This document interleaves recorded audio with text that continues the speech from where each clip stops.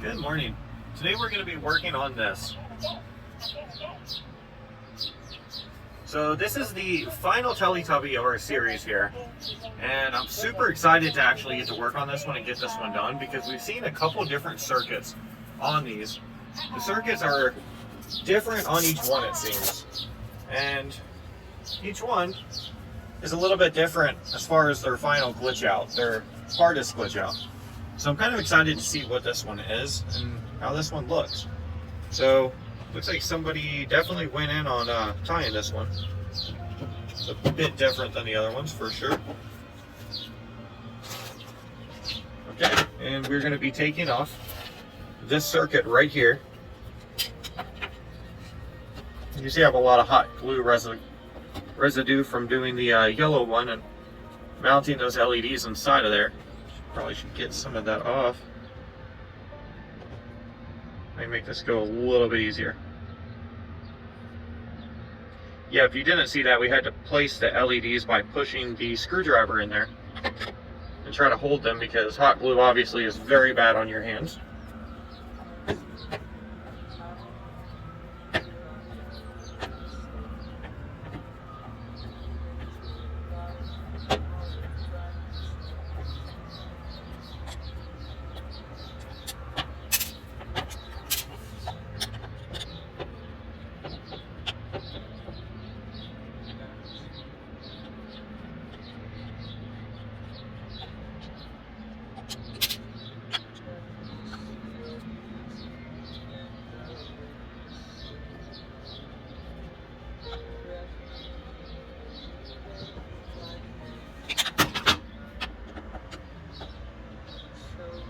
These bolts are actually really tight inside of there.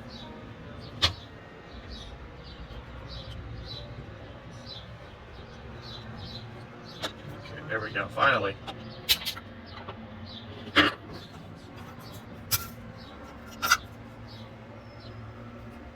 Okay. So this one looks more like a yellow one than it does anything else.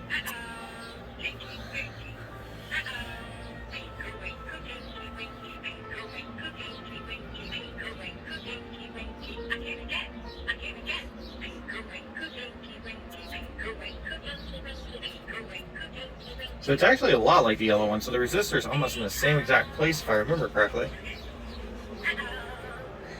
Okay, we're going to go ahead and latch onto that, and we're going to latch onto the ground, which is going to be, looks like right here.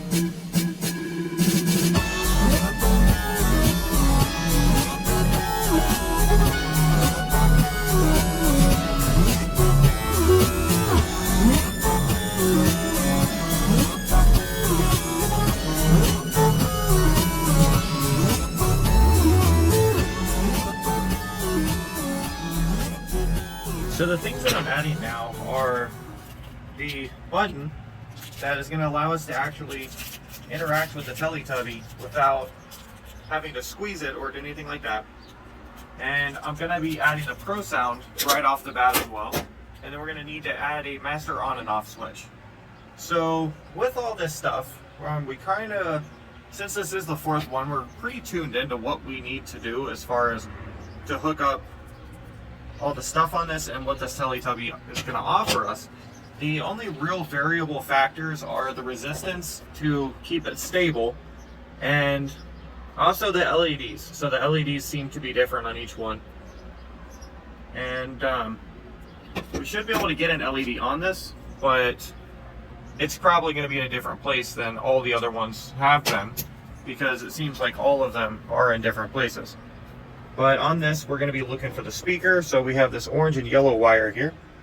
Looks like the yellow one ends right here, and then the orange one is right here. So I'm going to go ahead and tag up this one, which is going to be on the same track as the yellow one. Then right here.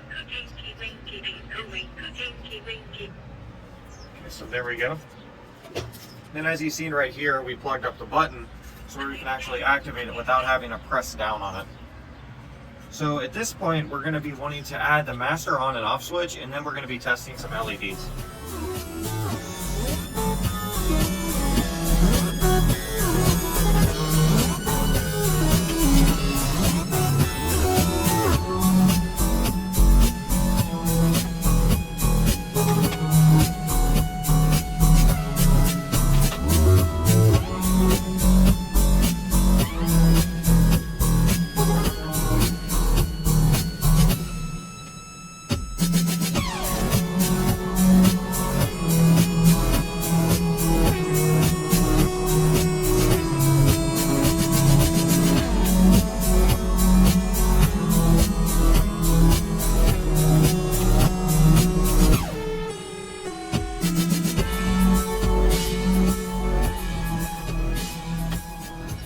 So with this, I'm going to start just hooking up components here because I'm not wanting to close it up. We are using a lot of green wire, and I don't want to actually close this up and then not know which wires are which. So I'm going to go ahead and hook the components up, which is an inevitable thing we're going to be doing anyway. So it's going to be a good thing that we're going to go ahead and do this.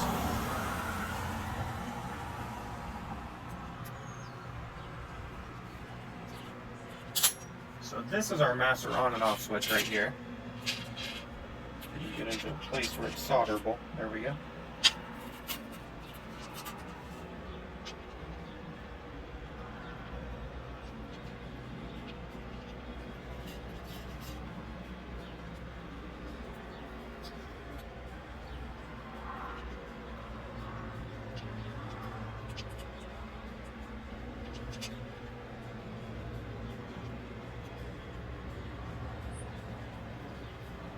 Okay, so that looks good. And then the second thing we're going to be hooking up here is probably going to be this. This is going to be the button that allows us to actually activate the tone. Let's make sure that this is working. Okay, good.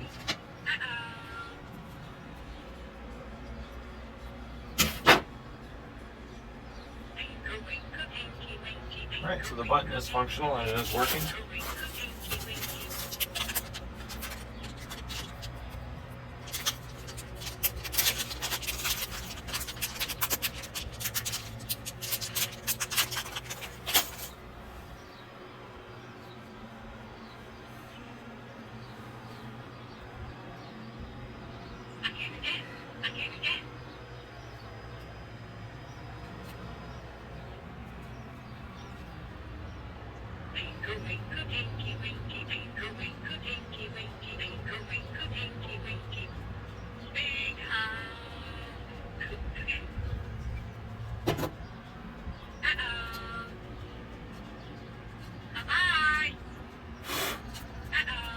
Okay, so that one's good as well.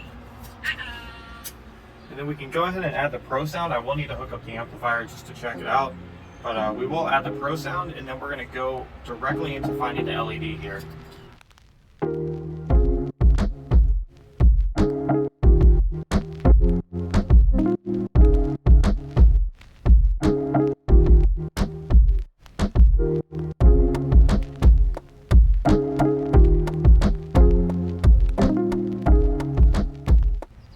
So it dawned on me while doing this that it's possible that the polarity on these are going to be off. Since we are doing 4 instruments, if I were to go ahead and put this together and then just run it directly off that amplifier, we have a 25% chance that all of these will actually work together. If I were to check it with one other one, then we would be at a 33% chance, because then we would at least know 2 were right, but 2 may be off. So what I mean by all of this is the polarity would work if this was a positive or if this was a negative. And then obviously the counterpart would be on the other side of this. That would work fine on an amplifier. It would be no problem whatsoever. But how I actually run my videos is that all of the audio inputs are connected together, and they're interconnected through the circuitry, and then they're run directly into the computer from there. It's a very simple process, and there is some issues with it, but typically you can rectify something like that. But how you would go ahead and check something like this is simply take another Teletubby, and then we're going to go in here, we're going to turn it on, and then what you're looking for here is when you plug it up, the functionality should stop on the Teletubby if they're not interconnected. And there's one really good giveaway as well. So what we're going to do is we have this Teletubby connected to this Teletubby directly through audio. So what we're going to be doing is pressing the button just to activate it. Now if these were not interconnected and these were opposite circuits, this button wouldn't work. The Teletubby would stop functioning as it normally does. It may still show some functionality, but it would be in direct contrast to functioning normal. So another really good giveaway, and this is the one that I mainly go off of, is I'm going to listen to the speaker on the other one. If the speaker is actually doing the audio output for this instrument, then that means that we are dealing with the good circuit here. So what I'm going to do is I'm just going to listen to this. And it does sound like it is actually running through the circuit. Now I'm going to try it with another one. I did test it with the green one, and the green one works fine. It is good circuits with these two. But I'm going to go ahead and swap this out with the red one. Now the red one is, it's good, but when we plug it up,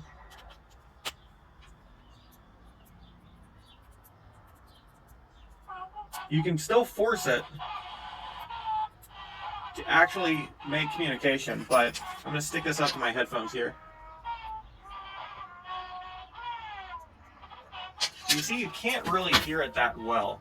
Now that means that this is in direct contrast on the circuit, so what we're going to have to do is we're actually going to have to open this up, and we're just going to have to swap polarity on the 1/4 jack. But that's a quick way to actually test them, just to make sure you are running on a good circuit, if you're running a similar hookup to me as far as recording. So at this point I went ahead and fixed up this guy, and he has a new cut there we're going to have to sew up, but we're looking good there, and he's running with this, and everything's working out great. So next thing we're going to be doing, finally, we're going to be looking for some LED spots on this. So I'm not really sure where these LEDs are going to end up going, but we're going to try to actually put a couple LEDs in this, and we'll see what we can do. Okay, so we have a couple options for this LED, and there's actually one really cool option I found. And that is this. So if we latch onto this point right here, which is the one that leads into the button, so if you latch onto that, and I'm going behind the wire here, and then we latch onto our actual positive point, we have a touch sensitive LED button. So if you look, I'm going to go very slow. Hopefully you can see that on camera, where it's actually touch sensitive to how much I press on this button. If I go all the way down, then it clicks off. So it goes all the way up. Let me get it back on there. So we have all the way up, and I must have fell off right here. Fun of not having it soldered on. Okay, so I keep bouncing it off of here. I apologize. So you can kind of see it's touch sensitive. Like, I'm not touching all the way down on the button, but it's kind of going through there. And then it's acting as if, almost as like a button sensor.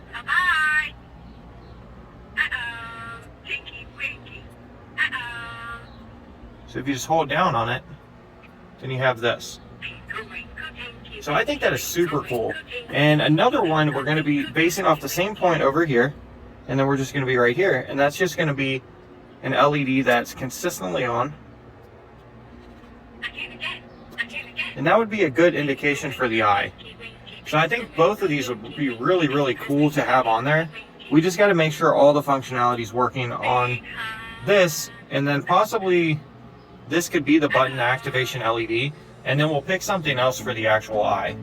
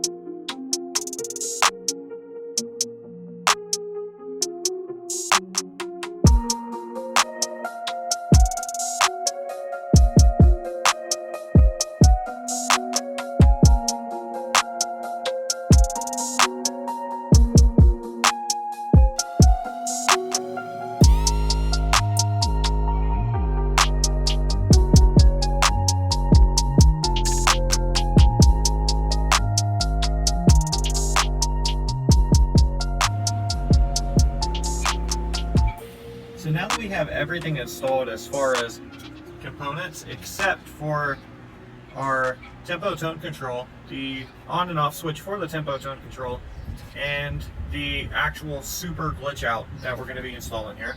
I'm going to go ahead and fold all of this over, and then we're going to go ahead and feed the wires out, because there's not really much chance that we're going to get the wires mixed up at this point. So that's what we're going to do here. We're just going to go ahead and fold these wires over,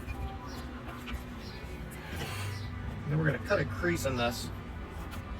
And then just like the other ones, we're not going to take a large amount of this plastic out and fear that this may actually twist off or put an excess amount of pressure into this actual casing here. So we're just going to be doing this here. And then we'll be putting the top on.